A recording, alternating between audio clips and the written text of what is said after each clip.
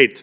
It is 6 o'clock, and I will call the 20th regular Common Council meeting to order. Will the clerk call the roll for the evening? Thank you, Mr. Mayor. Alderperson Bellinger. Here. Alderperson Borse. Here. Alderperson Close. Here.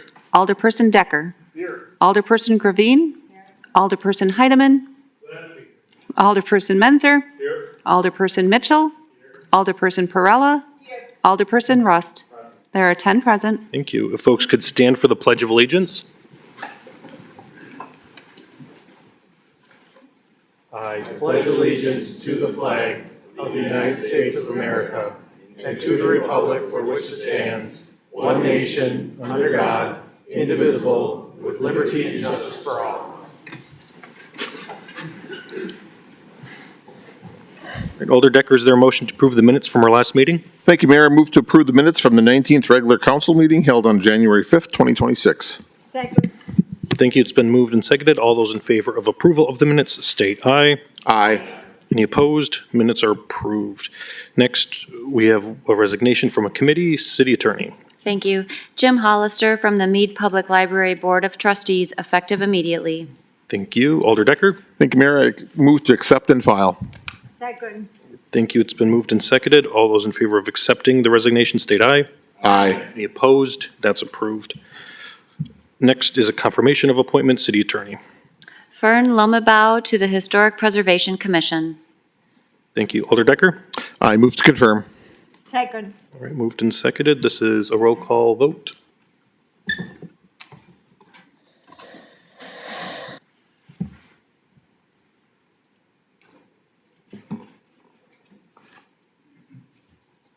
Ten ayes. All right, that is approved. Next, City Clerk, anyone for public forum this evening? Yes, we do. First person on the list is Donald Wyman. Mr. Wyman, are you here? All right, we'll come back then. All right, next. Michael Burnett. Mike? If you want to state your name, address, the item you're speaking on, you'll have 5 minutes. Michael Burnett, 611 North Water Street. And I'll start with a question. All right, that Amazon thingy's coming up for a vote tonight, contract. And it seems like this is the day. There's no contract before this vote. There is after. Is this true or not? This is what I want to know. Is there any penalty to the city for not entering into this contract? Is there anything other than just money lost by venturing in? Or are we obligated on anything? Or do we have time where we can simply walk away, take another week, another 2 weeks, ask all these questions? There's not a one of you up here who doesn't have questions. And pretty much everybody on every side came out publicly and spoke with, these are amendments, this is what should be, this is what I think, this is great, this sucks, whatever.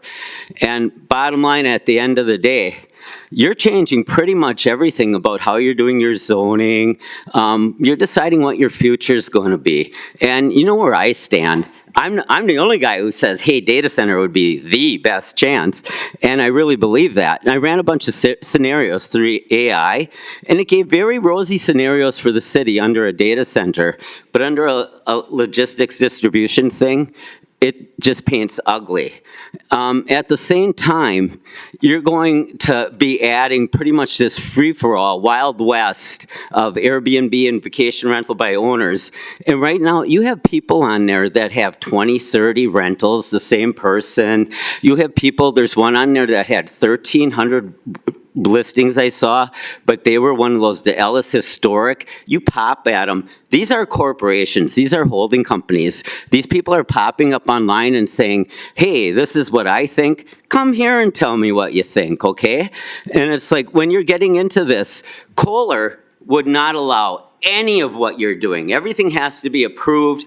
I'm for freedom and being able to do what you can do, laissez-faire, get it done. But honestly, we are taking all the risk and all the negatives on all this, and we have this land, this questionable land and development out of there, and you might say, oh, gee, lucky us. we sold this piece of crap land that has a somewhat questionable deed, and how it went through the transactions through time, how it became the town of Wilson's, how it switched over, how they somehow didn't have in there a thing allowing for water service. Then when the city got it, all of a sudden it has water. Now all of a sudden it's a rehabilitated thing. Everybody kind of got their money along the way, but now it's time for the citizens. This is a future. It is like, I don't know how many of you are planning on being 200 years old, but a lot of you aren't going to make it. I mean, this is literally going in stone for the rest of your lives. This is what it's going to be. This is what we're accepting. And basically, I mean, a data center, as much as you hate it, I mean, it's pretty much a big money printing press out on the corner of town that would just be allowing a lot of other things to happen. The other scenario is you're still getting that whole pollution snare, plus you have a lot of wear and tear on the roads and such. It's just not a good scene. I mean, and it's what you're going towards. I don't see the need. Right now, we are in a position of power. If you put out there right now that you were going to rubber stamp somebody for that data center, you could get a pilot, a payment in lieu of taxes, that would blow your minds. Right now, it's looked at, look what happened to Port Washington, look what happened to Port Washington. Wait until you see the Port Washington civic centers and gyms and all this little stuff and all the people going, hey, I don't really have to pay a ton in taxes anymore. I don't have a garbage fee. I don't have all these stupid fees like Sheboygan does.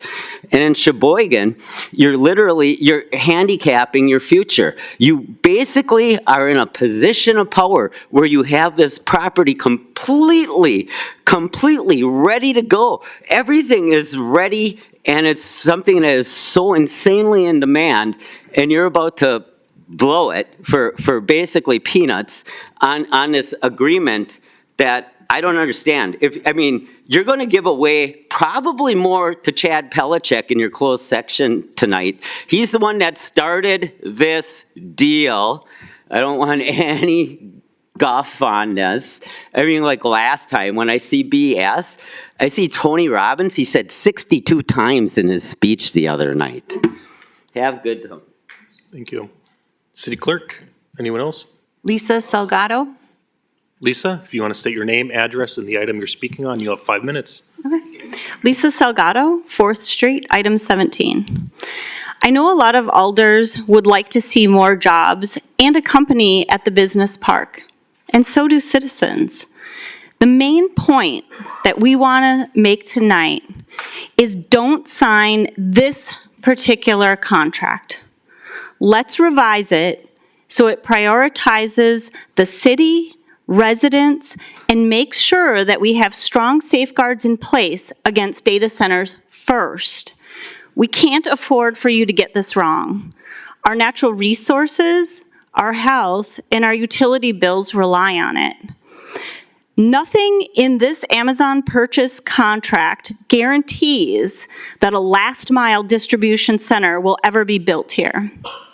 Read the contract as written.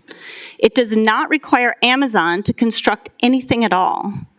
There is no construction deadline, no performance benchmarks, no minimum job creation requirement, and no minimum property value that must be built.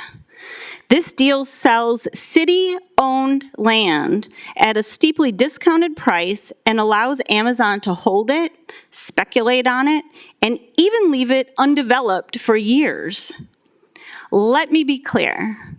My concern is not that Amazon or KBC intentionally is misrepresenting anything. They've been very clear in their wording. My concern is with the city's own actions and inactions. Because under the new city's draft zoning ordinance, any building on an industrial zone parcel can be converted or redeveloped into a data center without plan commission review, without city council approval, and without any public hearing or opportunity for public comment. And right now, our current zoning doesn't even define what a data center is. In that vacuum, a data center could be approved as a warehouse or logistics facility. The contract describes a contemplated warehouse distribution facility. 1 week ago, on January 12th, was the first time that citizens heard about a tentative 200,000 square foot building and the last mile operations. Even though you got to hear about it in closed session, we only heard about it a week ago, 7 days ago. Yet residents weren't allowed to ask clarifying questions, and as the new ordinance is written, that contemplated warehouse could later become a data center, legally, quietly, and without public notice. Under this new ordinance, this decision would rest with a single unelected official, the city administrator, appointed as zoning administrator. One person. No public process, no elected oversight. This is not how you protect health, safety, and welfare. Before you approve this purchase agreement, you must adopt enforceable performance standards and clearly define where data centers may occur. If you sign this contract today, Amazon is grandfathered in. A deed restriction prohibiting data centers does not devalue the land. It can still be used for many other industrial purposes. It protects the city from long-term infrastructure, utility, and environmental costs. Amazon has already had 7 months to decide whether to purchase this land. Why would we hold it for another 2 years for free? Would you do that with your own property? It doesn't seem like Amazon is in a hurry to build. This is a pivotal vote with consequences that could last generations. You can still move forward after guardrails are in place. Please slow down, fix the zoning ordinance, add real purchaser obligations and performance clauses to strengthen the contract, and put enforceable protections in place for the people you represent. Verbal assurances are not enough. Thank you.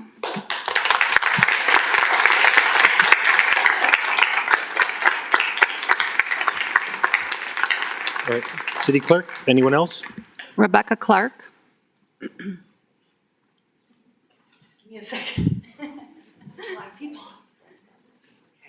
All right, Rebecca, if you want to state your name, address, and the item you're speaking on, you'll have 5 minutes. Sure. Can you hear me okay?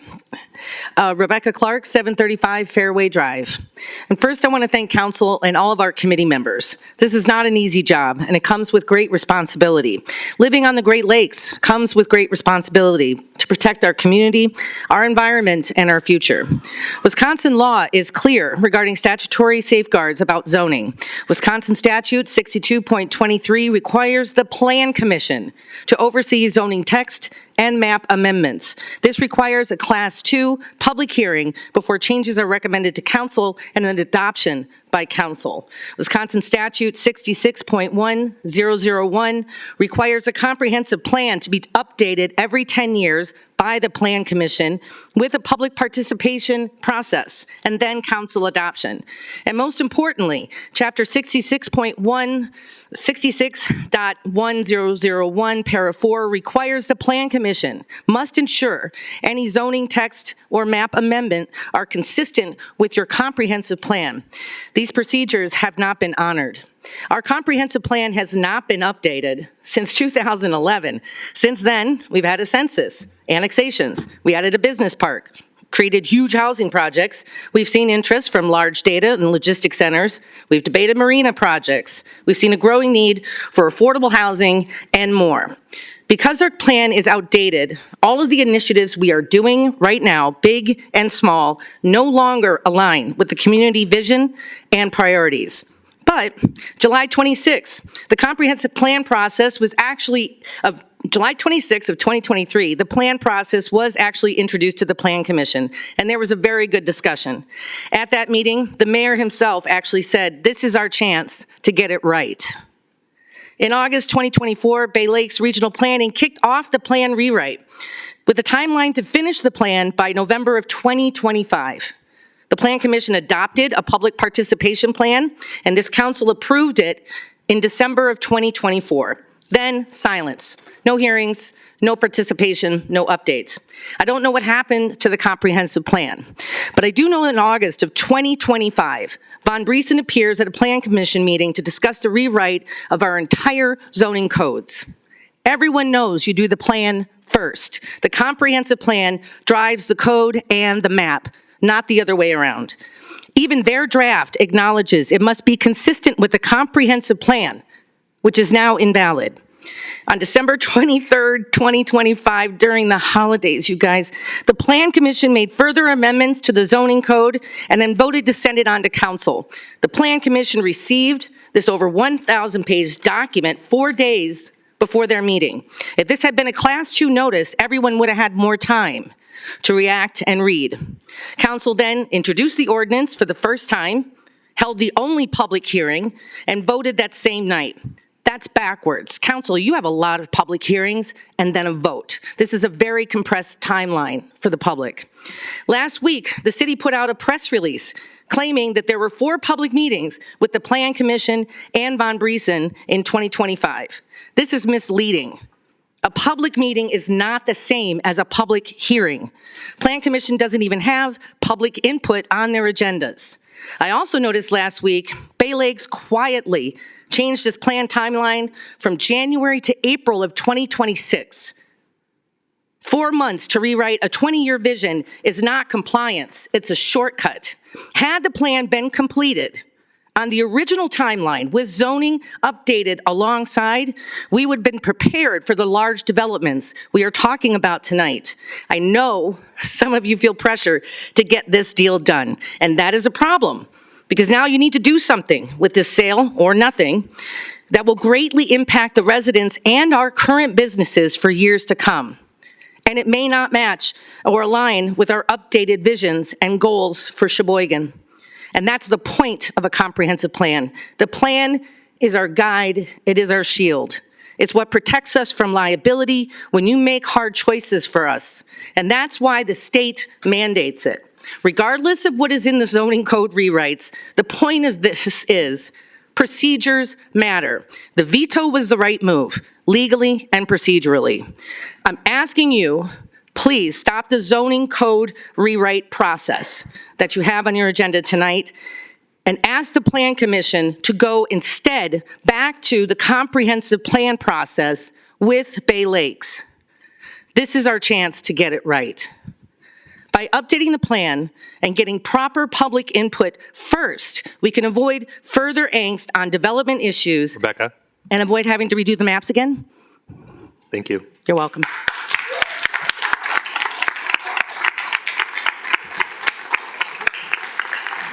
All right, City Clerk, anyone else? Peter Jacobs. Peter Jacobs.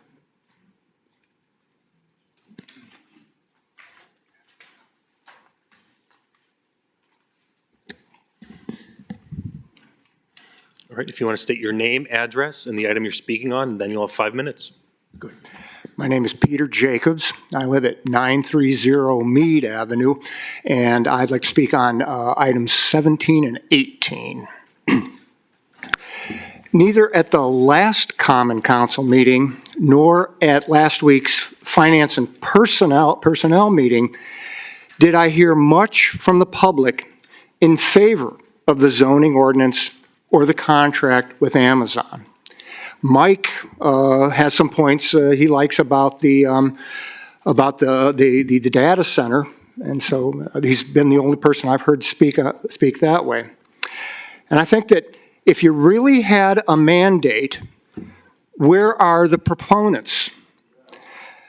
But really there's no need to come out for them because this was decided a long time ago. So it's us against you, which is an unfortunate thing in a town where the feeling is of all of us being in this together.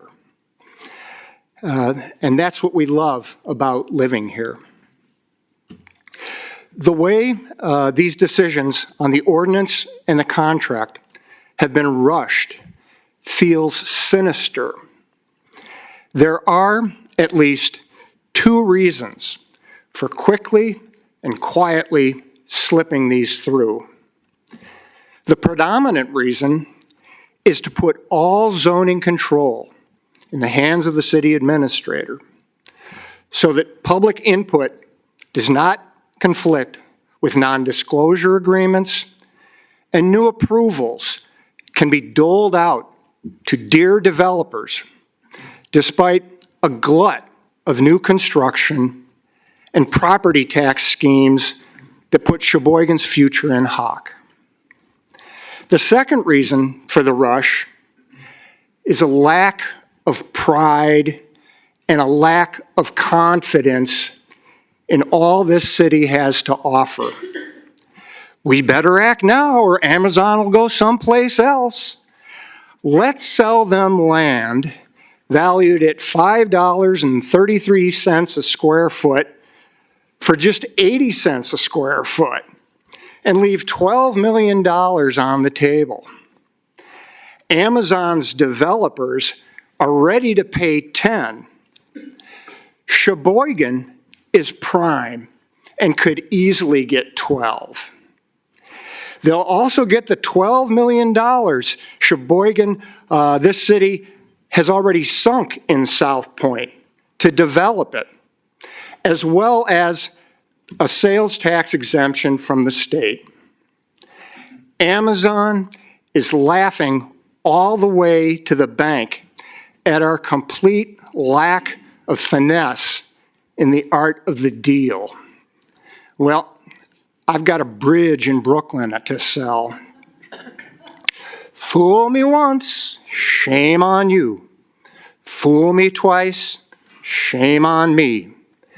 The lesson of Foxconn didn't sink in. I urge the council to not approve the zoning ordinance nor the contract with Amazon. Thank you.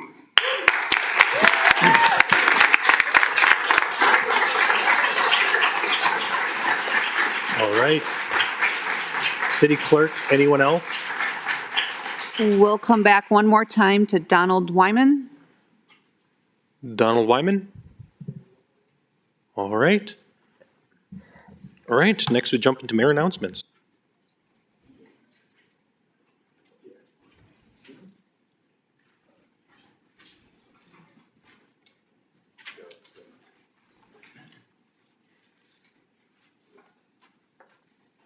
All right, good evening, everybody. Thank you so much for coming out. Obviously, we have a lot of conversations today, and it's exciting to see folks engage with their local government and providing their feedback, and I'm sure the council will continue the conversation later on in the agenda. But first, I'd like to call up Lisa Vihos and Annalisa Finca as well. So over the last 6 years, five years, Lisa Vihos has served as Sheboygan's first Poet Laureate in the city, representing the city in a variety of different events and programs, really sharing the story of poetry and art throughout the state, representing our wonderful community. So with that, Lisa's time has come to an end, and we had a robust selection panel with many folks, including Heather Hanlon from the museum. We had Molly Goldtree from the library, C.J. Arthur from Word Haven, and obviously Lisa on the search panel for the new Poet Laureate. So I want to acknowledge Annalisa Finca as our new Poet Laureate, carrying on Lisa's torch, if you will, in making sure that we continue to represent our community through poetry and art and spoken word. So Annalisa, congratulations. Thank you very much.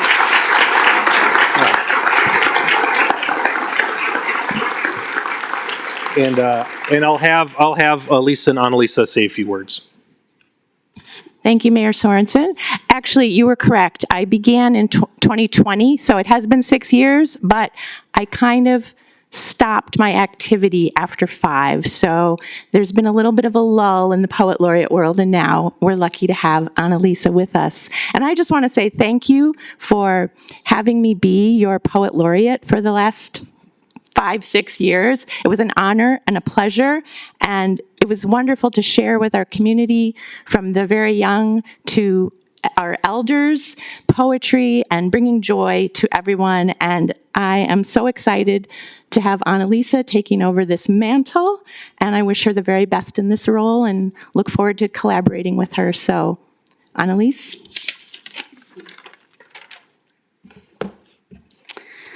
I think I would like to echo everything that Lisa said. It is an honor to receive this position. I believe very strongly that the arts are not an extra adornment, but a necessity to life, something that makes life better and more worthwhile, but also a way of practicing imagination and through imagination, empathy, which in these times is more important than ever. And I will finish by reading one poem for you all. Thank you. This is titled North 7 Night Bus. Living rooms glow like beacons as we pass through the dark outside, the barest glimpses of lives, lives, lives. And suddenly I'm filled with warmth. I want to go. I want to enter each one like a lonely ghost, filled with fondness for these strangers and their places, televisions tuned to who knows what, walls with shelves, pictures, photos, souvenirs or goodwill knickknacks, couches chosen for comfort or for looks, all passing too quickly to truly see. Love is easy at this distance, for ghosts, for the dead who gather outside our windows, where even on the coldest night, their breath leaves no trace.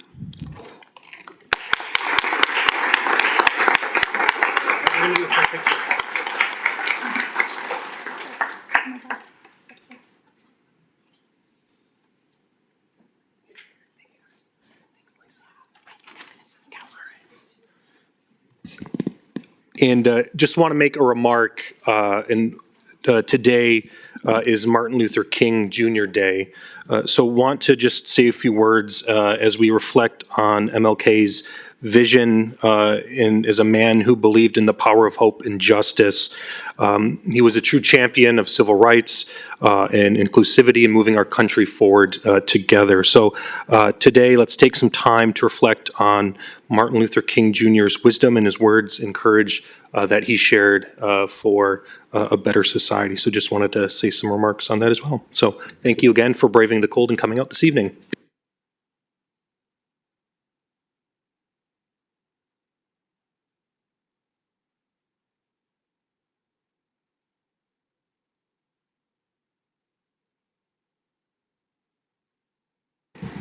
All right. Next, we have the consent agenda, items 9 through 15. Alder Decker. Thank you, Mayor. I move to accept and file all reports and adopt all resolutions. Second. Moved and seconded. Any discussion on any of the items on the consent agenda? All right, seeing none, this is a roll call vote.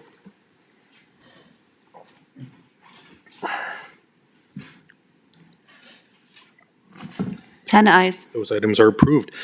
Next, item 16, resolution number 147-2526 by Alder Mitchell and Perrella, authorizing retaining outside counsel to represent the city in the matter of Walmart Stores, Inc. versus City of Sheboygan and authorizing payment of said services. Alder Mitchell.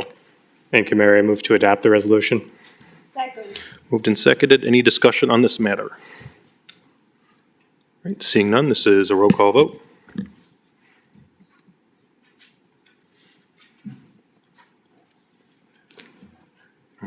Ten ayes. All right, that item is approved. Next, item 17, resolution number 151-2526 by Alder Mitchell and Perrella, authorizing entering into a purchase and sale contract with Amazon.com Services LLC regarding the sale of 58.1 acres of land located at the intersection of Stall Road and South Taylor Drive for the purpose of a Class A logistics facility. Alder Mitchell. I move to adopt the resolution. Second. Moved and seconded. And before we get into conversation, we have Jason here from Amazon who will present this evening.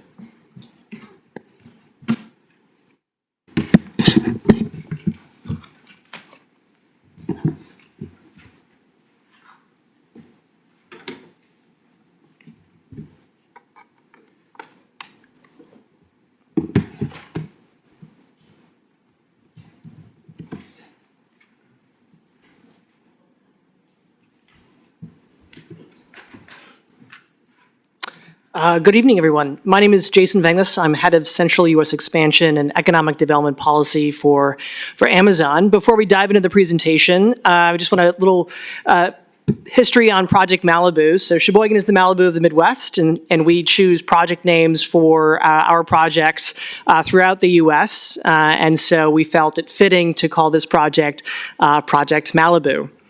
Before we go into some more detail on the project, I'd like to invite a colleague of mine up, Brian Novak. Brian works for our development team, Seafried. Amazon routinely partners with developers nationally for our project. They help us manage our project from start to finish. And so, Brian, if you want to come up and give some detail on Seafried, and then we'll dive into the presentation about the project itself.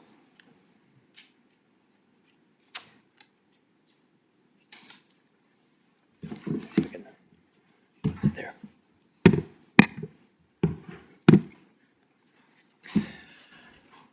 Hi, good evening. My name is Brian Novak. I'm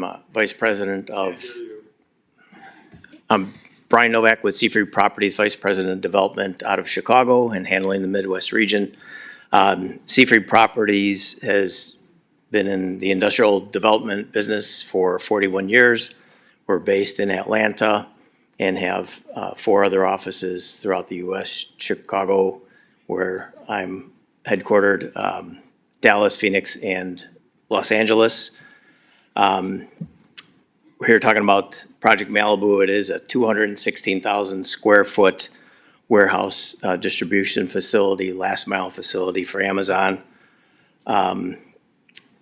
What Seafried does is industrial development. That's all we do. We've been working on Amazon projects. Our first one was in 2010. So over the last 16 years, we've developed 128 facilities ground up from ground up through completion. And that's throughout the U.S. We have about another 20 similar projects going for Amazon as well throughout the U.S. Our role, Seafried Industrial Development's role in this project is we are the developer. We're responsible for taking this project from inception through completion and bringing it to a state where Amazon can operate, start their operations and start delivering to the Sheboygan residents and other surrounding areas. We're responsible for, as I said, for start to completion, all the zoning entitlements. We also are responsible for hiring and managing the design of the project. We will hire and manage the general contractor throughout the project. Numerous consultants that will help to oversee the construction and ensure that it's built according to design. We'll hire commissioning agents to make sure that the building is operating properly, and that, again, that the operations team can step in and start operating upon completion. We are the single point of contact throughout this project for the city of Sheboygan.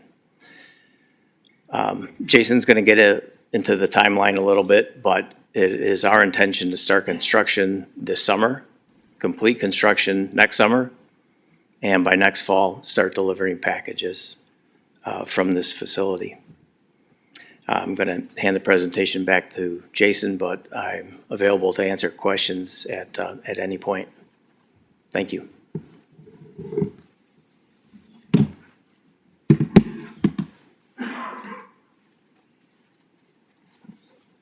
Thank you, Brian.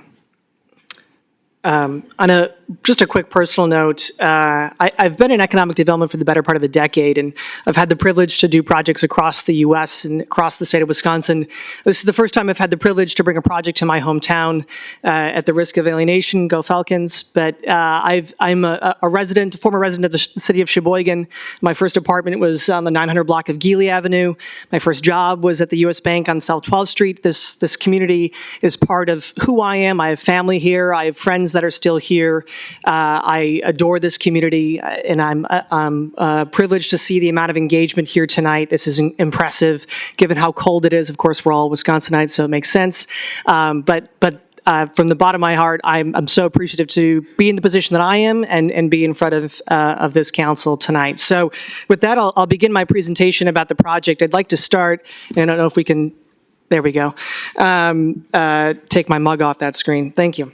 I'd like to start with kind of the broader network that is Amazon, because we have a lot of buildings across the U.S. A lot of them look very similar, but they all do very different things. And so I think it's helpful just to get a start of kind of where our network is, where it begins, and where it ends.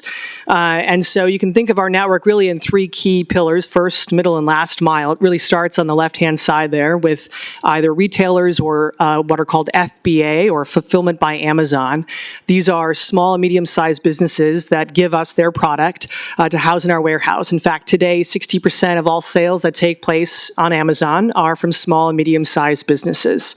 Here in Sheboygan County, we have over 40 sellers that use and leverage Amazon to grow their business, ranging from home decor to home improvement to toys and grocery and everything in between. This facility in Sheboygan will make sure that their products gets to people outside of Sheboygan County even faster. So once the product moves into the facility, it goes into what are called inbound cross-dock facilities. These are basically pre-first mile. The product hasn't been broken down yet. And then it moves from there into fulfillment centers. These are what are formerly called Kiva robotics facilities. They're now called Amazon robotics sortable facilities. Closest ones to Sheboygan are in Kenosha and Oak Creek. Of course, we're building one in Cottage Grove. But then also in Beloit, we have what's called a traditional non-sortable facility as well. That's where the customer will interact primarily with the product. That's where all of it's stored. It'll be picked and packed from there. And then it'll move to our sort center network. That's where it moves into our middle mile. So it's already packaged and ready to go. And it's going to head towards what we call a centroid, which is essentially a geographic region in the country where it's going to go.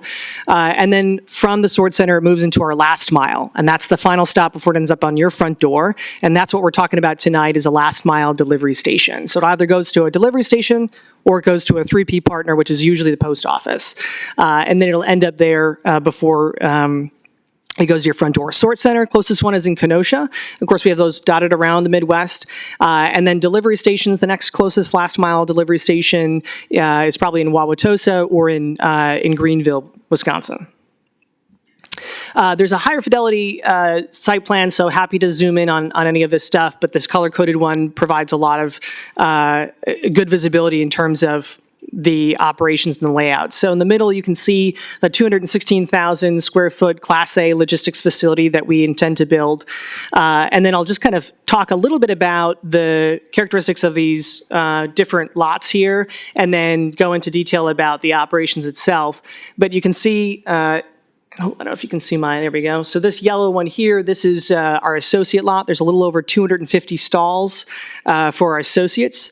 There'll be about 150 to 200 full-time permanent jobs that are created for this project. We call those under-the-roof employees.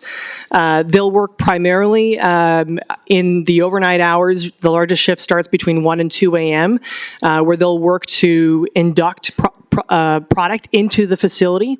They'll do that through the line hauls, and that's on the opposite end of this building in this red. Those line hauls will come in the overnight hours, early morning hours, usually 2 to 3 an hour will come in. They'll work to offload those trucks, again, induct it, they'll scan a product, and then they'll put a sticker on that denoting a route, and then it'll move through the facility using material handling equipment, things like conveyance systems and those. It'll be then sorted into routes and then put into carts that will be staged and ready for our drivers to load up. And that's what flanks this building here in this kind of robin egg blue.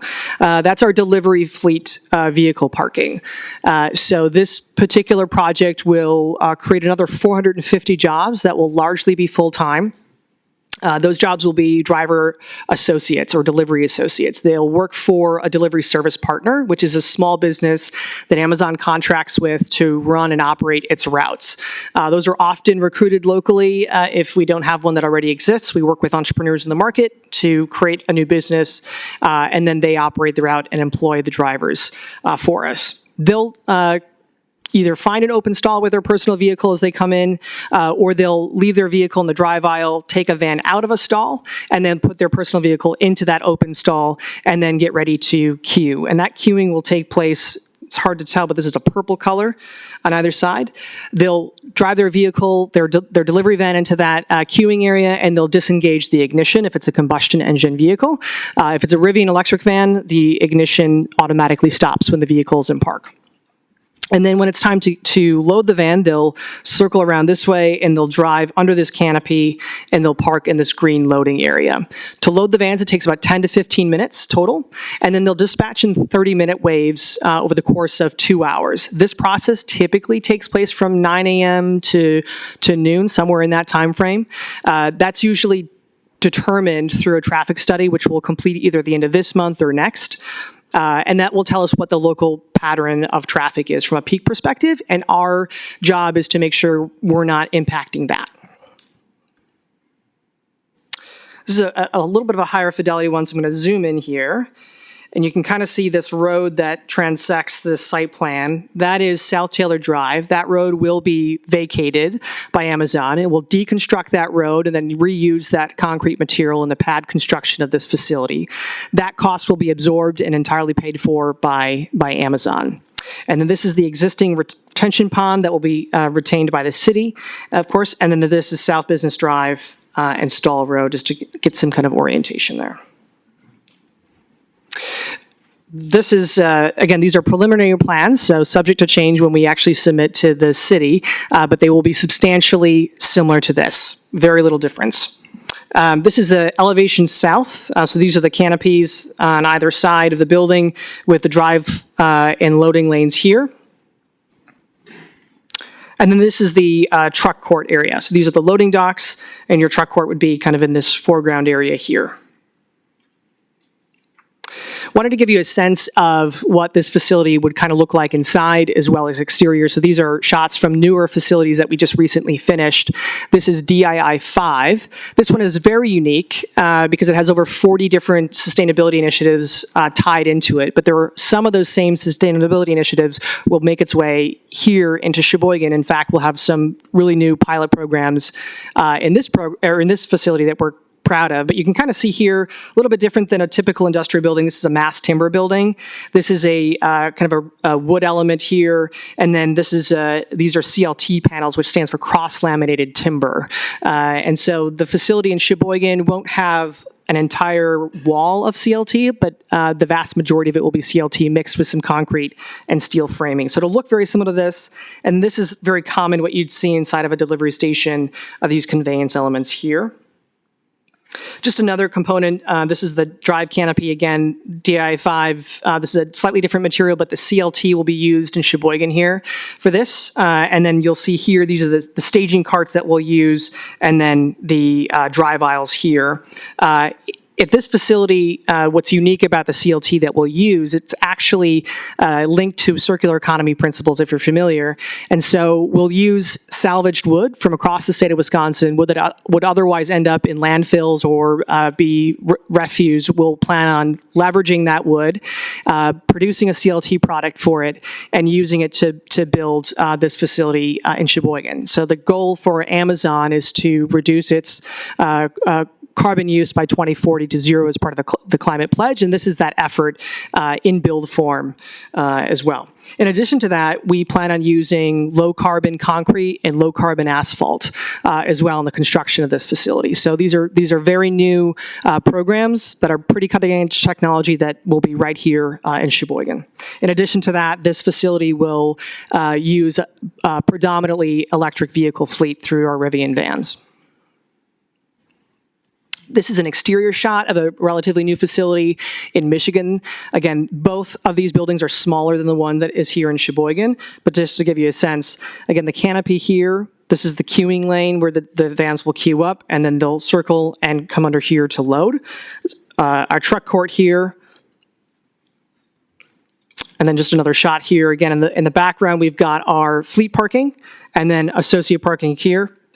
And this is predominantly what the building will look like on the exterior as well. This canopy here for the associate entrance. You can see here, again, the the flow of traffic for the vans as they queue and load. And I have a short video just to give you a sense. This is, again, the inside of DII-5, so it'll be slightly different materials, but we'll give you a sense of kind of what to expect and the kinds of equipment inside of our delivery stations.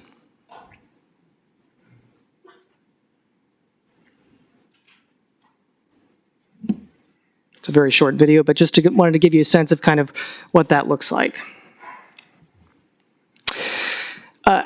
Last Monday, there was a lot of discussion around the number of jobs that are being created in assurances. And so I wanted to give a sense or a picture of kind of what is the steady state in Wisconsin for like facilities, and what do we see nationally in our Amazon facilities. And so these are all of the last mile facilities in Wisconsin that are similar or going to be similar to the facility that we plan to build here in Sheboygan. All of those are above 200. There is a minimum number of jobs that this facility does require for it to operate. And that number is 150 to 200. Nationally, you'll see about 210 on average is what this facility will see in employment.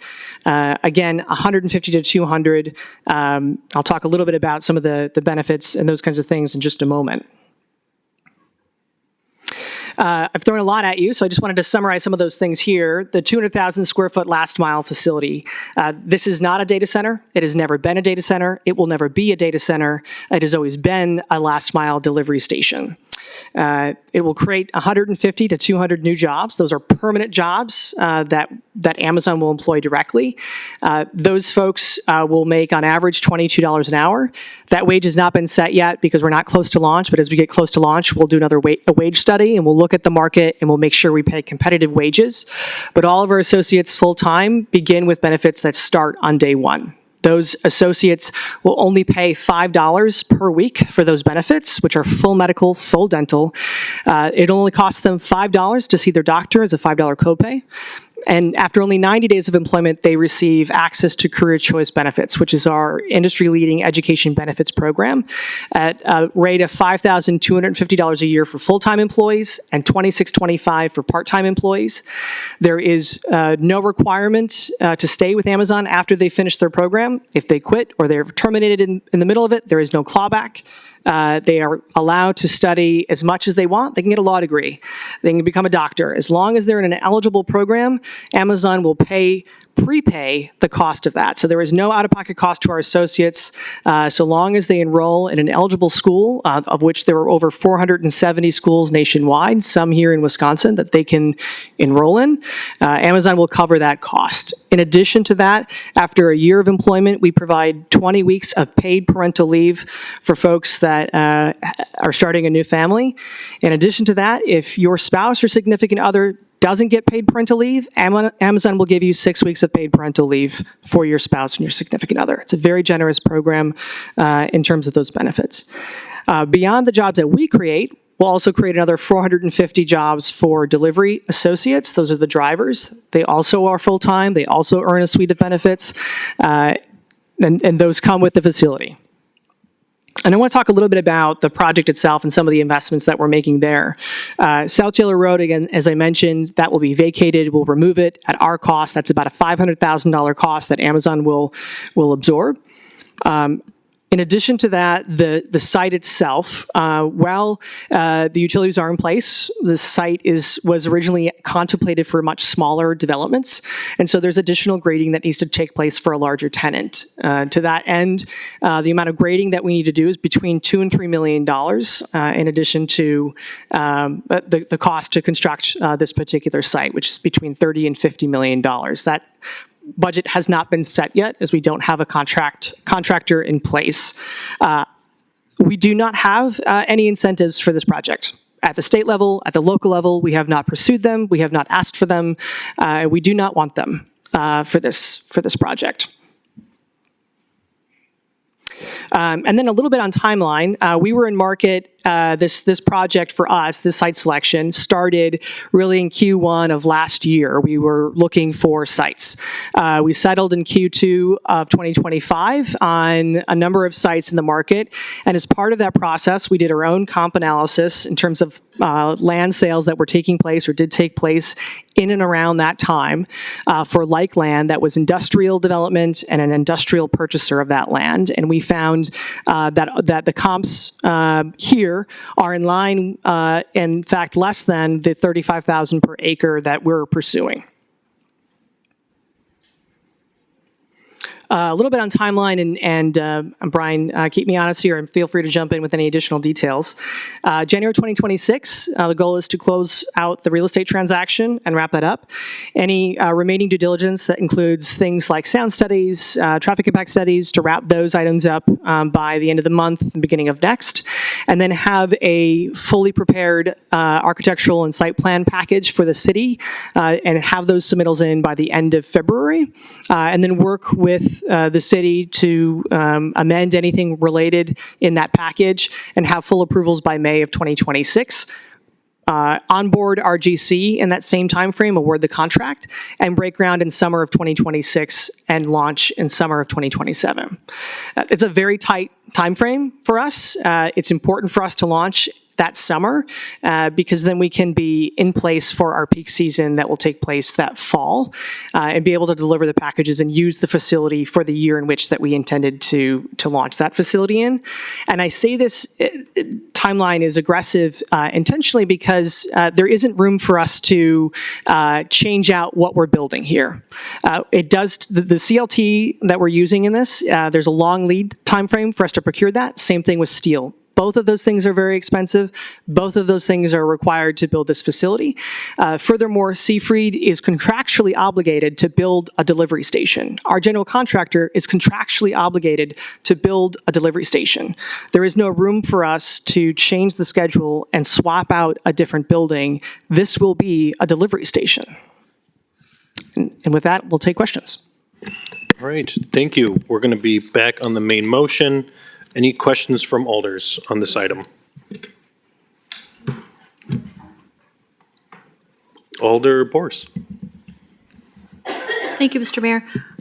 You had mentioned in the... And can you talk into the mic? Oh, thank you, Mr. Mayor.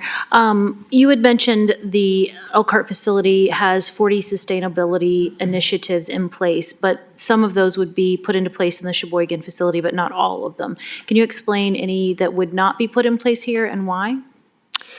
I can give you a comprehensive list, but that building was designed as a pilot program to understand what a larger network can be capable of from a build perspective. So that building just launched. We don't have good data on what sustainability initiatives actually prove out from a carbon perspective. So that building is part of a larger longitudinal study related to, carbon capture and those kinds of things. Thank you. Any other questions, Alder Bors? No, thank you. All right, Alder Perella. Yes, Jason, thank you very much. It's nice to see you in person, and I'm also pleased to hear that of your connections with Sheboygan. I was wondering, as you know, and you have already explained that, however, I just want to go briefly over that again. We knew that this project is, for a long time, that this was not a data center. We knew that. We know that it is not. However, there could be the possibility of, you have a lot of acres there, right? And so there is maybe the possibility of adding something in that land, besides what Amazon is planning to build. Right? And some of us feel that there is not enough protection in the proposed contract on land use. My question is, do you think that we could have the opportunity now to amend to negotiate or amend, even, not much, but adding a couple of provisions to this contract? What are the implications of that change? Could we do it, in your opinion? Would that be a possibility? Go back now to Amazon and say, we would like to change this little provision here and talk about it. I think that it impacts the timeline. I mean, this contract has been under negotiation for the better part of 4 months. And I can't commit to a clause because I'm not a lawyer. And our lawyers would want to review that. I know the city retained outside counsel to negotiate this contract with Amazon. I know that there are a number of meetings and turns on this document. So I think that would impact the timeline, frankly, and this project needs to launch in summer of 2027. Do you think that could be a deal breaker? I'm sorry, adding the... Do you think that passing an amendment tonight to this contract could be a deal breaker? I can't say, for certain that it would be a deal breaker. What I'd say is that whatever language is proposed, Amazon would have to agree to that, and then our lawyer would review it. So I can't say if it's a deal breaker or not, but I can say that it would certainly put out the timeline to a point where we would feel uncomfortable with the launch date that we've proposed. Mm-hmm. Okay. All right, any other discussion on this item? Can we ask questions? Alder Close? Yes, and I want to thank you again for presenting this in more detail than what we saw in the Finance Committee as well. You had spoken about the 150 to 200 jobs that would be here as well, and I raised my concerns at the Finance and Personnel Committee meeting as well. Those look like great jobs, and I think that those are one of those parts of this agreement that could potentially make this a net positive for Sheboygan. But unfortunately, this agreement does not contain any kind of assurances for those jobs. And knowing that Amazon has invested upwards of $1 billion in different types of automation, from containerization to robotics to robotic delivery, drone delivery, you name it, in order to shave this headcount down and raise efficiencies with the company, how can we have any assurances that this headcount, that these good jobs with these good benefits that you listed off will come to fruition when this is built in 2027? So first, I would push back on the reason why we use the automation. I categorically disagree that it's because we are looking to shave headcount. But what I'd say in terms of commitments to the jobs, again, I've been in economic development for 10 years. I've never seen a jurisdiction ask for assurances on jobs where they're not providing an incentive associated with it. What I'd say is, we're investing a substantial amount of money to build out infrastructure for 150 to 200 employees. We're a publicly traded company. We have a fiduciary responsibility to our shareholders to spend the money wisely. It would be really in bad faith to overbuild the facility for employees that will never show up. Any follow-up, Alder Close? No, thank you. Alder Decker? Yes, Jason, just want to quick ask you about how this can help, like, the small businesses in the area. This is a shipping out facility. Will you also be taking things in from certain local businesses and such? This facility doesn't carry any product. All of the product stays in there for about 24 hours. What it would do is if you were a small business owner in Sheboygan County and you sell on Amazon and you use Fulfillment by Amazon specifically, it makes sure that their product gets to their customers within, if they're a Prime customer, within the next day or within 2 days. So it ensures the integrity of shipping so that their customers will keep coming back to them for their product and they get happier customers. Okay, thank you.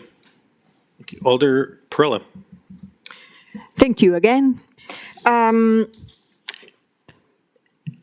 The unemployment rate in Sheboygan is fortunately very low. It has been in 2024, and right now it's below 3%, which is a good thing. How do you will address that? I mean, the workforce availability rate is pretty low. So how do you expect to fill those jobs? Well, the benefits that I mentioned are really competitive. And so we find that provides a lot of incentive for employees to work for Amazon. In addition to that, the Amazon name, a lot of people recognize the company, and so we get a little bit of a bump from that. Thirdly, we have a really robust workforce staffing team that partners with local workforce agencies, the State Department of Workforce Development as well, to help us enter those channels. And then if we're still struggling from a workforce perspective to kind of recruit the folks that we need to recruit, we always look at compensation. So whether that's improving the starting wage or oftentimes providing a sign-on bonus. Thank you. I have one more. Mayor, is that possible? One more follow-up. Yes. Yep. It's not technically follow-up, but I take it. How you touched upon this during the committee meeting. What are the ways that Amazon tries to partner with the local community? What is the type of relationship? What are the activities that Amazon does? That's a great question. So these facilities will often do a couple of things. One, the team will adopt some sort of local program or initiative. So that's usually if the city has an initiative that they're working on, or there's a local nonprofit. A lot of it is around food insecurity. So we'll do a lot of food drives, product that we can't give away to customers for whatever reason. We can donate though. That's really common. Our community engagement team routinely partners with often school districts. Our corporate philosophy around giving is really centered around STEAM education, housing insecurity, and food insecurity. So those are the three kind of pillars that a lot of our teams locally focus on. And then what's unique about a delivery station is its focus and its efforts around disaster recovery. It's a huge priority for Amazon as we've just seen more natural disasters. And so we lend our transportation assets to local nonprofits. In addition to that, because Amazon is in your community, our disaster recovery team will launch if there's ever a disaster in this community, which means you get access to funding, you get access to transportation, you get access to our network, and you get access to our global team that focuses on disaster recovery. Thank you very much, Jason. Alder Bors? Thank you, Mr. Mayor. I don't really have questions for Jason, but I did want to ask a question of the city administrator. This is obviously this vote would be to approve the sales agreement. But beyond the sales agreement, if this were to pass, I think there are a lot of concerns about last mile facilities being net neutral because of the other cost impacts that are incurred by municipalities, such as additional stormwater runoff, 400 additional vehicles on local roads, the wear and tear associated with that, the pollution associated with that if it's not an all-electric fleet, many other considerations as well. So when we think about what would happen next, from a development agreement perspective, would we have the opportunity to address those additional cost impacts within the community and ways that they would be mitigated by Amazon as part of a development agreement?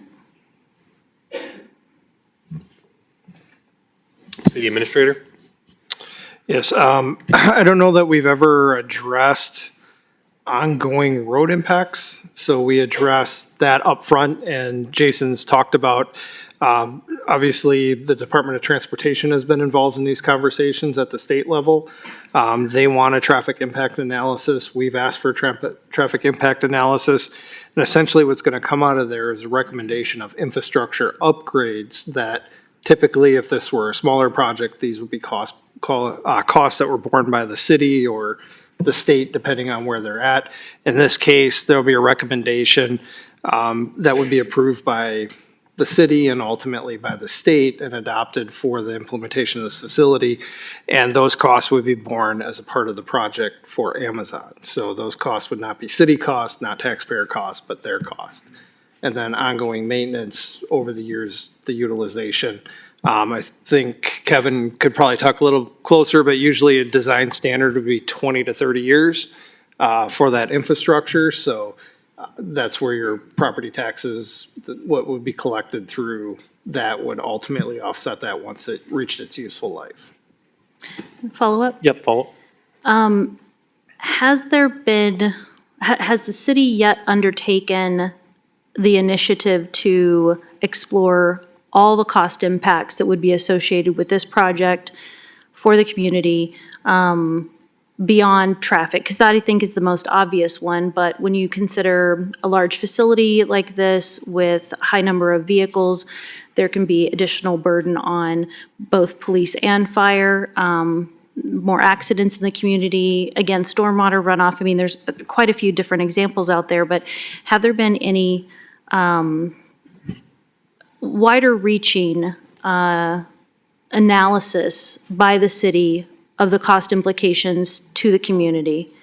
Because while I do understand the benefit from job creation and from property taxes, those can be heavily negated by the other costs. So have we endeavored to do that yet?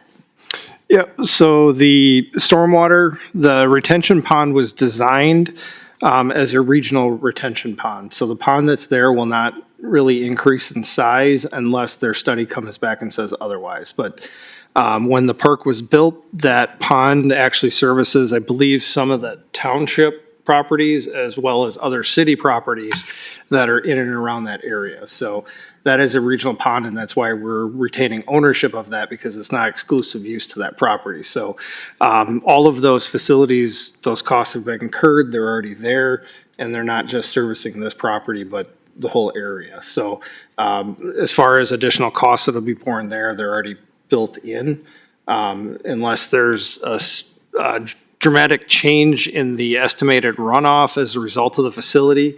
I wouldn't see any need for that to change, and I would defer to Kevin if he thinks anything more would be needed. Stormwater management required. So as far as additional costs for our services, when we start having these negotiations, I think we've been talking about this project 5 months, maybe 6 months.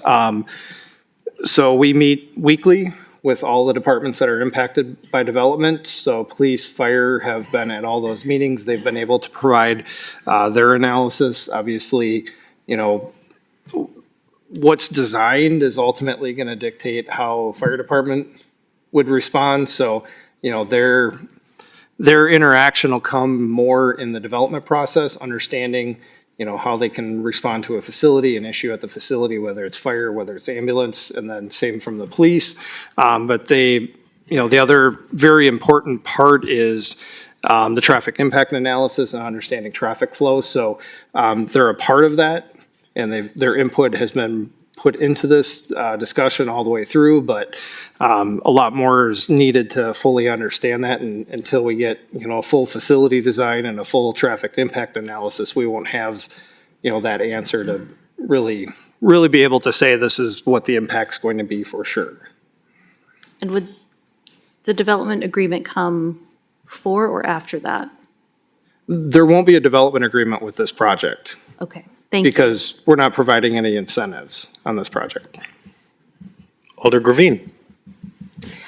I'm not sure who would field this question. Maybe Jason, maybe Casey. Just because there's not a TIF involved, does that necessarily constitute having no type of conditions whatsoever on the sale? I believe Casey said that you've been in discussions for 5 or 6 months. There's been a lot of community discussion that's been quite loud about worries about a data center. Would it have been difficult to add within the agreement that this was specifically for a Class A logistics facility and not just a bait and switch? Who wants to take that? Jason? Or Liz? I'm happy to take part of that, and then I probably would defer to the city attorney on the agreement that was negotiated. But the agreement does call out very specifically that this does need to be a Class A logistics facility, and if not built within 10 years, I believe the city does have a right of first refusal to purchase. For some scale, an average data center of the ones that I think the community is talking about typically are about $34 billion to build. That means that the city of Sheboygan could purchase a $34 billion asset for $2.5 million. And I would go back to the comment to Elder Close of we have a fiduciary responsibility to our shareholders. We would not enter into an agreement where we would endeavor to do that. So that probably doesn't directly answer your question, so defer to the city staff for any additional context there. City Attorney, any additional comments? Thank you. While Jason was speaking, I was trying to find the specific reference. I apologize for not having it handy, but there is language within this document that refers to the project as being a Class A logistics facility, both within the beginning part of the document and then as far as the developer's due diligence after the initial inspection period. Any other follow-up, Alder Gravine? No, I'm good. All right, Alder Bellinger? Thank you, Mayor. As part of my due diligence on this project, seeing the information being disseminated online, some true, some wildly misleading, I made a point once it became public to call the Kenosha city administrator as well as the director of development for Kenosha. Both of those individuals returned my call. I had lengthy conversations with both of them, and they both made it clear to me that they were not in those positions when Amazon came into that community. So when answering the questions that I posed, they did not have a political agenda or a narrative that they needed to maintain because of what happened, you know, because it happened before they were even in the community. But what I was able to get from them and to answer Alder Bors's question as far as additional unforeseen costs or unintended consequences, that type of thing, as far as police calls and fire calls and extra burdens on the community in Kenosha, there are little to none, is what they told me. And Kenosha, I believe, has 2 million square foot buildings that they have there. So it's significantly larger, significantly more employees, significantly larger footprint. But they could say nothing but positive things as to the corporate citizen and the value added that Amazon brought to their community. And they just went on and on and on. And I did press them on different issues, and there was nothing negative that they had to say to me.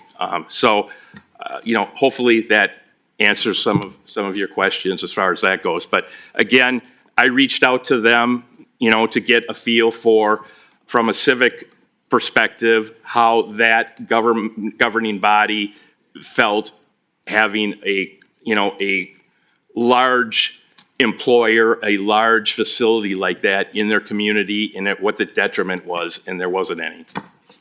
Thank you, Alder Bellinger. Anyone else wishing to speak? Alder Decker. Yes, I spoke about this at the Finance Committee also. I look at this as this is our opportunity to bring a large facility to Sheboygan, add to our tax base. We've seen them go down the road in the past. We've seen them go to different facilities. In fact, Amazon was looking at different areas. I think we offer some unique perspectives that some of the other areas don't have, and that's one of the reasons maybe why they chose us and why they're even willing to step up and actually pay more for the land than they would have at other positions. I think we add to the fact that we have public transportation going out to there for their employees and things like that. I think is a big plus and bonus for them, and that's probably one of the reasons why they chose us. This will add, I asked Director Krieger to give me just an idea of what kind of tax base. You spoke about the facility being between $30 and $50 million build out. $30 million, and that's just, like I said, at the low end of it, is $462,300 taxes a year, adding to our tax base. That's going to help pay for police and fire and things like that. That's going to add to that tax base, which we need. If it goes up to 50 million, it would be up to $770,000 a year. That's every year. This is one of the directives that we've been told all along, to fill up that industrial park, to do something with it. This is our chance to do a significant part, add significantly to our tax base, and I think this is a good program for Sheboygan. Thanks, Alder Decker. Alder Close. Thank you. So I'd like to reiterate a point that I made in the Finance and Personnel meeting as well. The way I see this deal is it could potentially be a net positive for Sheboygan if a lot of the things are realized in the agreement, in what he's presented. Those good paying jobs could go a long way in this community. They could go a long way for people trying to start jobs in delivery, things like that. But the way this agreement is written, I see it as a potential direct competition with our local small businesses. Those local small businesses will be directly affected by this, not all at once, and not overnight, not immediately after this is built in 2027, but they will be affected over time. And a lot of peer-reviewed research shows that the effects of a last-mile facility in an area like ours could lead to a 4% drop in revenue for businesses, local small retailers specifically. Those businesses are already operating on a knife's edge. Taking a 4% cut in revenue per year could be devastating. They might be able to weather it in the short term, but over time, that's going to eat away at their profits and their ability to make Sheboygan a place to visit and tourists to be. So keep that in mind when taking this. 150 to 200, even 450 jobs is great, but that potentially jeopardizes the thousands of small business jobs that we currently have in Sheboygan who are trying to make their dreams come true. And that's what this jeopardizes for me. This agreement potentially puts small businesses at risk, and we need to take that into account. Thanks, Alder Close. Anyone else wishing to speak from the council? All right, seeing no more cues, this will be a roll call vote.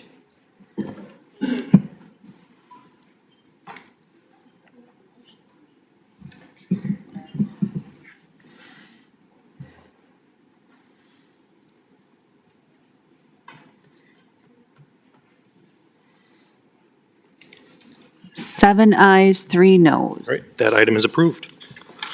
Next, item 18, General Ordinance Number 372526. That will be referred to the Planning Commission.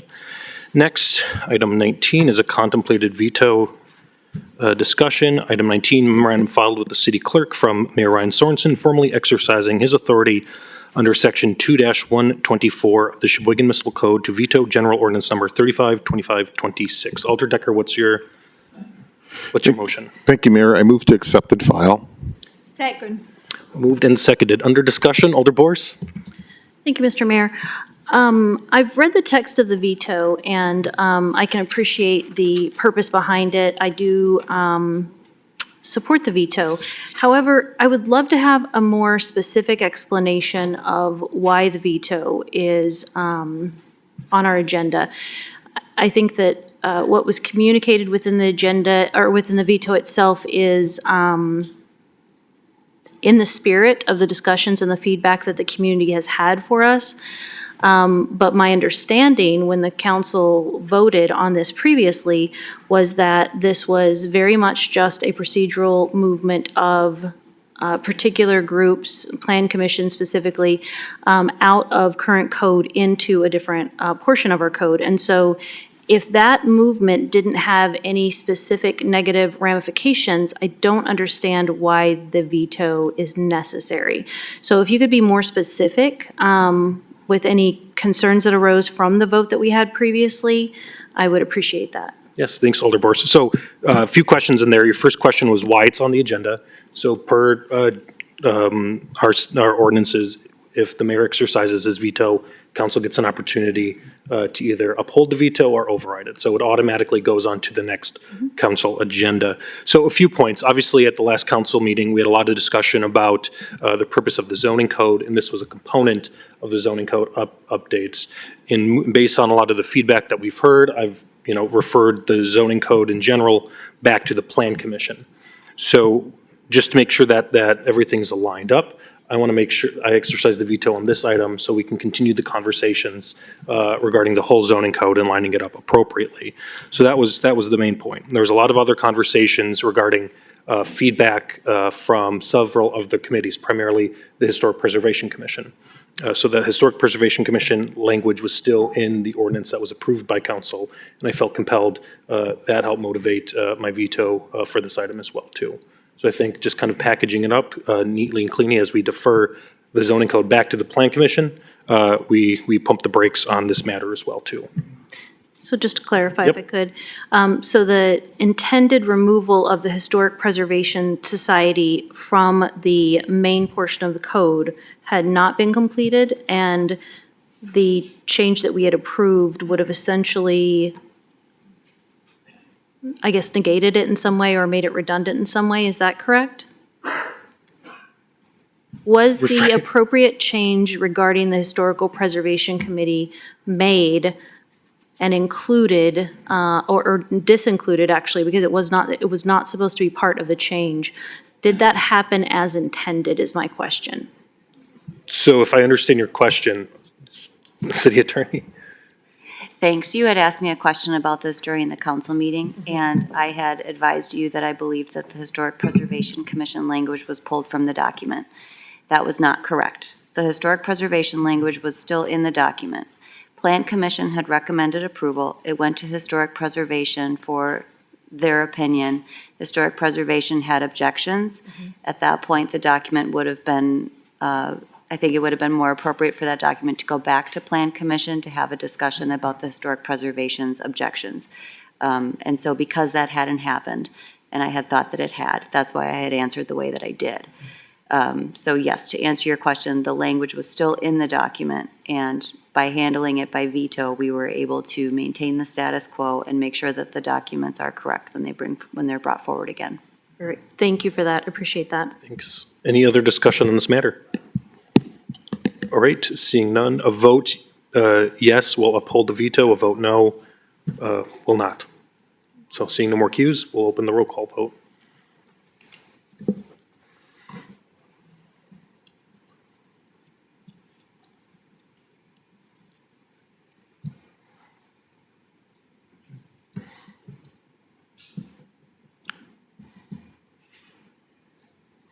She's giving you. Oh, thank you. 10 ayes. All right, that's accepted and filed. Next, we have a contemplated closed session. Alder Decker. Thank you, Mayor. I move to convene a closed session under the exemption contained in Wisconsin statutes S 1985-1G for the purpose of conferring with legal counsel for the governing body who is rendering oral or written advice concerning strategy to be adopted by the body with respect to litigation in which it is involved, to wit, Chad Pelagic versus City of Sheboygan, et cetera, AL, and move to convene in closed session under the exemption provided by Wisconsin statutes S 1985 sub 1E for deliberations for negotiations for the investment of public funds where competitive or bargaining reasons require a closed session, to wit, to receive update from the city administrator on development projects which may require negotiation related to the investment of public funds. Second. Moved and seconded. This will be a roll call vote.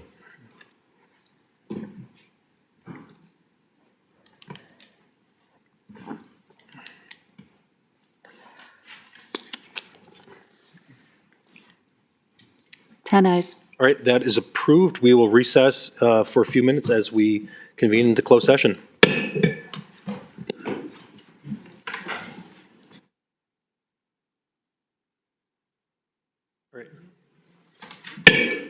All right, I will call us back into open session. Alder Decker. Thank you, Mayor. I move to reconvene in open session for possible action relating to the matters discussed in closed session. Second. Thank you. This is a roll call vote. Does everybody have computers up or no? I got mine. Okay. What? Thank you. Thank you. Gracias, thumbs up, Joe's thumbs up. Thank you. 10 ayes. All right, we're back in open session. Alder Decker. Okay, thank you, Mayor. Let's see. I moved to authorize the city's attorney's office to settle the matter of Chad Pelichek versus the city of Sheboygan LL, United States District Court, Eastern District, case number 23-CB-1048. Second. Moved and seconded, under discussion? Hearing none, this is a roll call vote.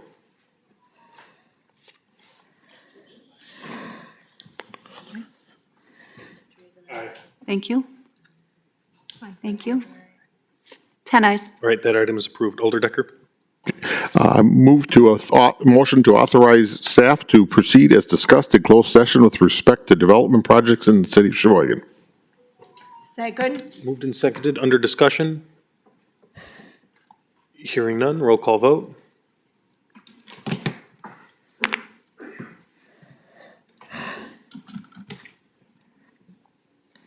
Thank you. Thank you. Thank you. 10 ayes.